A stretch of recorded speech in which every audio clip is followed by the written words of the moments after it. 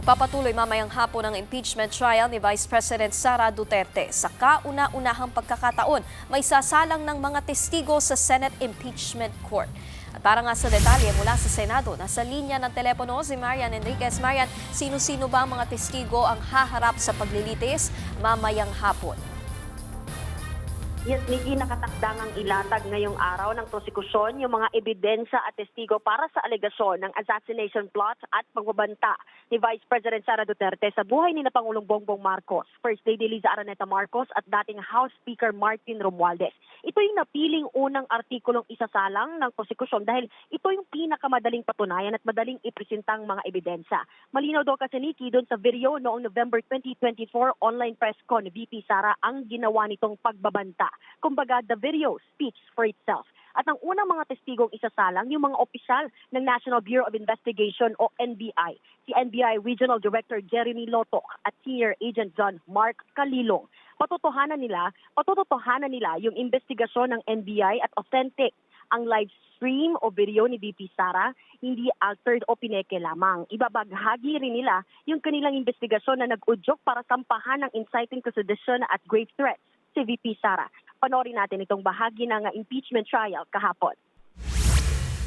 On the sequence of the presentation of the articles of impeachment, the pretrial order stated that the prosecution has a free hand to determine the sequence of the presentation of the articles of impeachment. However, respondent will be similarly accorded the same right. The first article we will be presenting will be Article 4 on grave threats. So I presume that beginning tomorrow, once we issue the subpoena for your first set of witnesses, you shall begin with Article 4. Yes, Your Honor.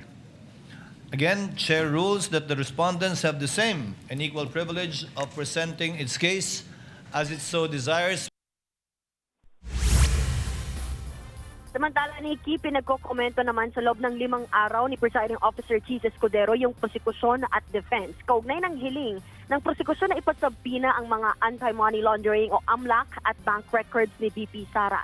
Samantala, kasunod naman nung pagsasaoli ng Senate Impeachment Court sa BIR box, naiintindihan daw ng prosekusyon ang desisyon ng korte pero naghain na sila ng request na isyuhan ng subpoena ang expanded list ng mga dokumento mula sa BIR, hindi lang ang ITR ni VP Sara at asawang si Attorney Man Scarpio. At sa mga oras na ito, Nikki, ay nag-aabang pa rin tayo ng mga darating na miyembro ng prosekusyon para kumuha ng panaya. Yan muna ang latest. Dito sa Senado, balik sa Nikki. Marian, anong sinasabi ng prosekusyon at depensa sa naging takbo nga nung first day ng trial kahapon? Masaya ba sila sa naging resulta? Yes, Nikki, para nga kay Lead House Prosecutor Jervy Luistro, talaga namang masaya sila doon sa assessment nila kahapon sa unang araw ng impeachment trial ni Vice President Sara Duterte. Katunayan, ito raw yung pinakamahalaga ngang nangyari kahapon. Sa wakas, nangyari na ang paglilitis kay VP Sara. Kasi kung maalala po ninyo, noong nakaraang taon pa naghahanda ang prosekusyon na maglatag ng mga ebidensya testigo laban nga po sa bise mula sa misuse ng confidential funds, unexplained wealth, yung kanya nga itong ang grave threats at maging yung pag-bribery o yung panunuhol sa mga officials ng DepEd. Balik sa Nikki.